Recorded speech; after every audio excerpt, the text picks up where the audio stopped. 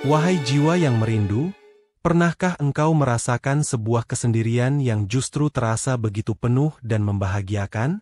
Bukan kesendirian yang melahirkan hampa dan lara, tetapi kesendirian yang membuka pintu menuju taman surga di dalam dada. Inilah nikmatnya kesendirian yang dimaksud oleh para arif billah, sebuah keadaan di mana hati menemukan keakraban terindah bersama Sang Pencipta, Allah Azza wa Jalla. Keadaan ini adalah buah dari zikir yang tak henti dan dialog batin yang mesra, sebuah kenikmatan yang bisa dirasakan baik dalam sunyi maupun di tengah keramaian. Ungkapan ini mengajak kita menyelami makna kesendirian yang lebih dalam. Bukan sekadar absennya manusia lain secara fisik, melainkan hadirnya Allah secara penuh dalam kesadaran dan rasa. Ketika dunia luar terasa bising atau justru terlalu senyap, seorang salik, penempuh jalan spiritual, memiliki tempat berlindung yang paling aman dan menenangkan. Relung hatinya sendiri, tempat ia bisa bebas bercengkerama, berzikir, dan berdialog dengan kekasihnya yang maha dekat. Dalam kamus kaum sufi, kesendirian memiliki konotasi yang amat positif. Ia bukanlah kesepian yang menyiksa jiwa karena merasa terisolasi dan tak berarti. Sebaliknya, ia adalah solitude yang dipilih secara sadar, sebuah halwat atau uzlah hati yang bertujuan mulia, mengosongkan ruang batin dari hiruk-pikuk dunia dan segala sesuatu selain Allah, agar ruang itu bisa dipenuhi oleh cahaya kehadirannya. Kesendirian ini adalah momen emas untuk berkontemplasi, tafakur, bermuhasabah, introspeksi diri, dan yang terpenting, merasakan kedekatan, qurb, dengan Allah. Para pencari kebenaran memahami bahwa keramaian sejati bukanlah terletak pada banyaknya orang di sekitar, melainkan pada hadirnya Allah dalam hati. Sebaliknya, kesepian yang paling menyakitkan adalah ketika hati terasa jauh darinya, meskipun dikelilingi oleh ribuan manusia. Maka, kesendirian yang dinikmati adalah ketika seorang hamba berhasil menyendiri bersama Allah, memutuskan koneksi hati dari hal-hal yang melalaikan dan menyambungkannya secara total kepada Sang Sumber kehidupan. Kesendirian sufistik ini bukanlah pelarian dari tanggung jawab sosial, melainkan sebuah strategi spiritual untuk mengisi ulang energi ruhani. Nabi Muhammad sendiri terkadang menyepi ke Gua Hira untuk bertahanuts, mencari kejernihan dan kedekatan dengan Sang Pencipta, sebelum kembali membawa cahaya petunjuk bagi umat manusia. Ini mengajarkan bahwa kesendirian yang berkualitas justru akan melahirkan pribadi yang lebih kuat, bijaksana, dan bermanfaat bagi sesama ketika kembali ke tengah masyarakat. Jadi, nikmatnya kesendirian adalah nikmatnya menemukan Allah sebagai sahabat sejati yang paling memahami, paling setia, dan selalu ada. Ia adalah sebuah kondisi di mana hati merasa cukup dengannya, tidak lagi merasa kurang meskipun tanpa kehadiran fisik makhluk lain. Ini adalah gerbang menuju UNS Billah, rasa akrab dan nyaman yang mendalam bersama Allah, yang menjadi dambaan setiap jiwa yang merindukannya. Bagaimana kesendirian bisa berubah dari potensi kehampaan menjadi kenikmatan puncak? Kuncinya terletak pada zikrullah, mengingat Allah. Zikir adalah aktivitas ruhani yang menghidupkan hati dan mengusir segala bentuk kegelisahan serta kesepian. Ketika lisan, hati, dan seluruh kesadaran terfokus untuk mengingat asmanya, sifat-sifatnya, dan kebesarannya, maka ruang kosong dalam kesendirian akan terisi oleh cahaya dan kehangatan ilahi. Allah berfirman dalam Al-Quran, yang maknanya, "Ingatlah aku, niscaya aku akan mengingatmu." Janji ini adalah jaminan bahwa zikir kita tidaklah bertepuk sebelah tangan. Setiap kali kita menyebut namanya, merenungkan ciptaannya, atau mengagungkan kebesarannya, pada saat itu pula Allah memperhatikan kita dengan rahmat, ampunan, dan curahan kasih sayangnya. Inilah yang mengubah suasana kesendirian menjadi sebuah pertemuan agung, sebuah audiensi privat dengan raja di raja. Zikir bukan hanya sebatas ucapan di lisan seperti tasbih, tahmid, dan tahlil. Ia juga mencakup zikir hati, zikr qalb, yaitu kesadaran konstan akan pengawasan dan kebersamaan Allah dalam setiap tarikan nafas dan langkah. Bahkan, Zikir bisa berupa tafakur, merenungkan ayat-ayat kauniyah, alam semesta, dan ayat-ayat kauliyah, Al-Quran, yang semuanya menunjuk kepadanya. Semakin dalam dan khusyuk zikir seseorang, semakin nyata ia merasakan kehadiran Allah menemaninya dalam kesendiriannya. Oleh karena itu, latihlah diri untuk senantiasa berzikir dalam segala keadaan. Jadikan zikir sebagai nafas kehidupan ruhani. Basahi lisan dan hati dengan asma Allah. Dengan zikir, kesendirian tak lagi menakutkan, ia justru menjadi kesempatan emas untuk menyelam lebih dalam kesamudera marifatullah, merasakan manisnya iman dan nikmatnya berduaan dengan Sang Kekasih hati. Zikir adalah kunci yang membuka pintu hadiratnya dalam kesendirian kita. Selain zikir yang bersifat mengingat dan mengagungkan, nikmatnya kesendirian juga dirasakan melalui munajat, yaitu dialog mesra antara hamba dengan Allah. Munajat adalah momen ketika jiwa mencurahkan segala isi hatinya, keluh kesahnya, harapan-harapannya, rasa syukurnya, dan permohonan ampunannya langsung kepada Sang Pendengar yang Maha Mengetahui. Ini adalah bentuk komunikasi batin yang paling intim dan personal. Dalam kesendirian, tanpa ada telinga makhluk lain yang mendengar atau mata yang melihat, seorang hamba bisa bebas menjadi dirinya sendiri di hadapan Allah.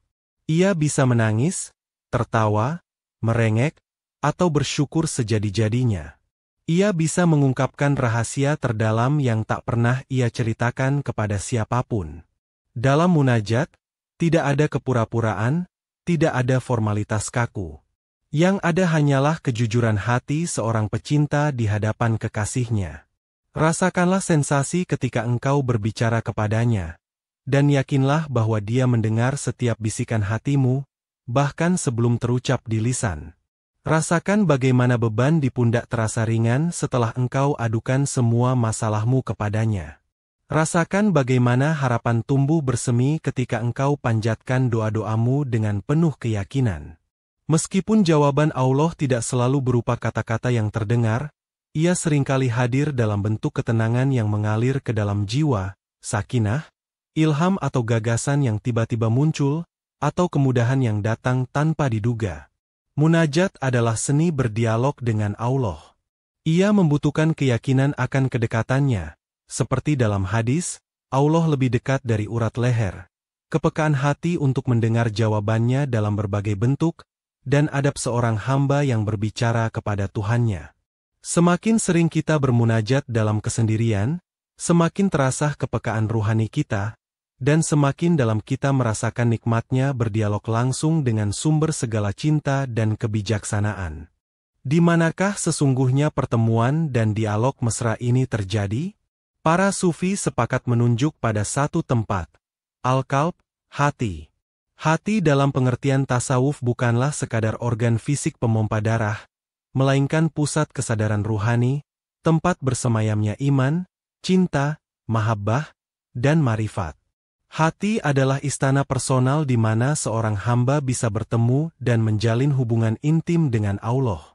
Agar hati bisa menjadi tempat pertemuan yang layak bagi Sang Maha Suci, ia harus senantiasa dibersihkan, tazkiyah, dari berbagai kotoran penyakit hati seperti syirik tersembunyi, mengandalkan selain Allah, ria, pamer, ujub, bangga diri, hasad, iri dengki, dan cinta dunia yang berlebihan. Zikir dan munajat adalah sarana utama untuk membersihkan sekaligus menghiasi istana hati ini. Semakin bersih hati, semakin jernih ia memantulkan cahaya ilahi dan semakin peka ia merasakan kehadirannya. Hati yang telah tersucikan dan diterangi cahaya zikir akan menjadi arasi bagi Allah, dalam arti menjadi tempat yang dipenuhi oleh pengagungan, cinta, dan kesadaran akan kebesarannya. Seperti disebutkan dalam sebuah hadis qudsi, yang maknanya sering dikutip para sufi, langit dan bumiku tidak mampu memuatku, tetapi hati hambaku yang beriman mampu memuatku. Ini bukan berarti Allah bersemayam secara fisik, melainkan menunjukkan betapa mulianya hati seorang mukmin yang dipenuhi marifat dan mahabbah kepadanya. Maka, fokus utama seorang salik adalah menjaga dan merawat hatinya. Kesendirian menjadi waktu yang ideal untuk memeriksa kondisi hati, membersihkannya dari noda-noda, dan mengisinya dengan amalan-amalan yang mendekatkan diri kepada Allah. Ketika hati telah menjadi istana yang indah baginya, maka disitulah nikmat kesendirian yang sesungguhnya akan terwujud, sebuah pertemuan abadi yang tak terbatasi ruang dan waktu. Salah satu puncak pencapaian spiritual terkait nikmatnya kesendirian ini adalah kemampuan untuk membawa suasana kesendirian bersama Allah itu ke tengah-tengah keramaian dunia. Ini adalah tingkatan di mana hati seorang hamba begitu terpaut kepada Allah, sehingga hiruk-pikuk aktivitas dunia luar tidak lagi mampu mengganggu koneksi batinnya. Ia bisa berinteraksi dengan makhluk, bekerja, berdagang, atau bersosialisasi, namun hatinya tetap terjaga dalam zikir dan kesadaran akan Allah, murakabah. Ini sering diistilahkan oleh para sufi sebagai halwat dar anjuman, menyepi di tengah keramaian.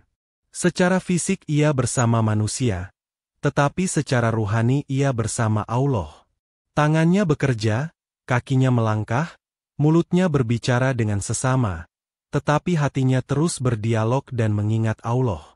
Ia melihat perbuatan Allah dalam setiap kejadian, mendengar pesan Allah dalam setiap peristiwa.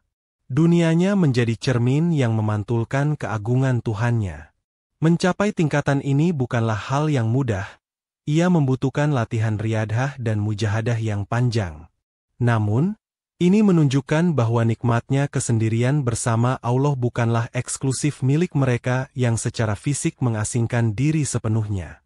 Ia adalah sebuah kualitas batin, sebuah makam, kedudukan spiritual, yang bisa diraih oleh siapa saja yang bersungguh-sungguh menjaga hatinya agar senantiasa terhubung dengan Sang Sumber. Kemampuan ini membebaskan seorang hamba dari ketergantungan pada kondisi eksternal untuk merasakan kedekatan dengan Allah. Baik dalam kesunyian malam maupun di keramaian pasar, hatinya tetap menemukan jalan untuk berzikir dan bermunajat. Kenikmatan bersama Allah tidak lagi terikat pada tempat atau waktu tertentu, melainkan menjadi suasana batin yang menyertainya kemanapun ia pergi dan apapun yang ia lakukan. Inilah wujud nyata dari firman Allah, dan Dia bersamamu di mana saja kamu berada. Inti dari nikmatnya kesendirian adalah tercapainya kondisi UNS billah, yaitu rasa akrab, intim, nyaman, dan tentram bersama Allah. Ini adalah keadaan di mana seorang hamba tidak lagi merasa asing atau takut di hadapan Tuhannya, melainkan merasakan kedekatan seorang sahabat, bahkan seorang kekasih. Allah menjadi satu-satunya sumber kebahagiaan dan ketenangan jiwanya. UNS billah lahir dari marifat, pengenalan, yang mendalam tentang sifat-sifat keindahan, jamal, dan kasih sayang, rahmah, Allah. Ketika seorang hamba mengenal betapa Allah Maha Pengasih, Maha Penyayang, Maha Pengampun, Maha Lembut, dan Maha Dekat, maka rasa takut yang berlebihan akan terkikis, berganti dengan rasa rindu, syauq, cinta, mahabbah, dan keakraban, UNS. Ia merasa nyaman curhat kepadanya, senang berlama-lama dalam zikir dan munajat, dan merasa kehilangan jika lalai dari mengingatnya. Rasa akrab ini membuat kesendirian menjadi momen yang paling ditunggu-tunggu. Ia tidak lagi melihat kesendirian sebagai beban, tetapi sebagai kesempatan emas untuk berduaan dengan Sang Kekasih. Di saat inilah ia bisa merasakan manisnya iman, lezatnya beribadah, dan indahnya berkomunikasi tanpa kata dengan Allah. Segala kegundahan dunia terasa sirna ketika ia tenggelam dalam lautan UNS bersamanya. Mencapai UNS billah adalah salah satu tujuan tertinggi dalam perjalanan tasawuf. Ia adalah buah dari kesungguhan dalam beribadah, membersihkan hati, dan terus-menerus berusaha mendekatkan diri kepadanya. Orang yang telah merasakan UNS billah akan menemukan kecukupan dalam Allah. Ia tidak lagi terlalu bergantung pada kehadiran atau pengakuan makhluk untuk merasa bahagia dan berarti, karena ia telah menemukan sumber kebahagiaan sejati di dalam dirinya, yaitu kebersamaannya dengan Allah. Kesendirian yang diisi dengan zikir dan munajat bukanlah kesendirian yang pasif atau tidak produktif. Justru sebaliknya, Ia melahirkan buah-buah spiritual yang sangat berharga bagi perkembangan jiwa seorang hamba. Di antara buah manis yang bisa dipetik adalah sakinah, ketenangan jiwa, hikmah, kebijaksanaan, dan kuah ruhaniyah, kekuatan batin. Sakinah adalah ketenangan jiwa yang mendalam, rasa damai yang tidak terpengaruh oleh gejolak eksternal. Ketika hati terhubung dengan Allah yang Maha Damai, As-Salam, maka kedamaian itu akan mengalir ke dalam jiwa, mengusir segala bentuk kecemasan, ketakutan, dan kegelisahan. Ketenangan ini adalah buah langsung dari zikir, seperti firman Allah, hanya dengan mengingat Allah hati menjadi tentram. Hikmah adalah kebijaksanaan, kemampuan untuk memahami hakikat sesuatu dan menempatkannya pada proporsi yang benar. Dalam kesendirian yang diisi tafakur dan munajat, Allah seringkali membukakan pintu-pintu pemahaman baru bagi hambanya. Ia jadi lebih bijak dalam menyikapi persoalan hidup, lebih mampu membedakan antara yang hak dan batil, serta lebih arif dalam mengambil keputusan. Kesendirian menjadi madrasah ruhani yang mencerdaskan jiwa. Kuah ruhaniyah adalah kekuatan batin yang membuat seorang hamba tegar menghadapi ujian, sabar dalam kesulitan, dan tidak mudah goyah oleh godaan dunia. Kedekatan dengan Allah yang Maha Kuat, Al-Qawi, memberikan suntikan energi spiritual yang luar biasa. Ia merasa tidak sendirian dalam berjuang, karena Allah senantiasa bersamanya, memberikan pertolongan dan kekuatan. Kekuatan ini membuatnya optimis dan pantang menyerah dalam menjalani kehidupan. Buah-buah manis ini menunjukkan bahwa kesendirian yang didedikasikan untuk Allah adalah investasi ruhani yang sangat menguntungkan. Ia tidak hanya memberikan kenikmatan sesaat, tetapi juga membentuk karakter, meningkatkan kualitas spiritual, dan membekali seorang hamba dengan modal berharga untuk mengarungi kehidupan dunia dan akhirat. Pada akhirnya, nikmatnya kesendirian bersama Allah adalah puncak dari kebebasan jiwa, hurriyah. Mengapa demikian? Karena ketika hati telah merasa cukup dan nyaman hanya dengan Allah, ia terbebas dari berbagai bentuk perbudakan halus selainnya. Ia bebas dari ketergantungan pada pujian dan pengakuan makhluk. Ia bebas dari ketakutan akan celaan dan penilaian mereka. Ia bebas dari keinginan untuk menyenangkan semua orang. Jiwa yang telah merasakan manisnya UNS billah tidak lagi mudah terombang-ambing oleh opini publik atau tren duniawi. Kiblat hatinya hanya satu, keridhaan Allah. Sumber kebahagiaannya hanya satu, kedekatan dengan Allah. Sandaran hidupnya hanya satu, pertolongan Allah. Inilah kebebasan sejati, yaitu ketika hati tidak lagi terbelenggu oleh apapun dan siapapun selain Allah. Kesendirian yang nikmat ini menjadi benteng pertahanan dari godaan dunia dan tipu daya nafsu. Di dalamnya, seorang hamba menemukan kekuatan untuk berkata tidak pada kemaksiatan dan ya pada ketaatan. Ia menjadi raja di istana hatinya sendiri, yang tidak mudah dipengaruhi oleh bisikan-bisikan negatif dari luar maupun dari dalam dirinya, nafsu amarah dan lawah. Ia hidup di dunia, tetapi tidak diperbudak oleh dunia. Maka, carilah nikmatnya kesendirian, bukan dengan lari dari dunia, tetapi dengan menghadirkan Allah dalam setiap sudut hatimu. Mulailah dengan meluangkan waktu khusus setiap hari untuk berzikir dan bermunajat, meskipun hanya sejenak. Latihlah hatimu untuk merasa nyaman dan akrab dengannya. Niscaya engkau akan menemukan sebuah kenikmatan yang tiada duanya, sebuah kebebasan jiwa yang menjadi dambaan setiap pencari kebenaran, baik di saat sepi maupun di tengah keramaian.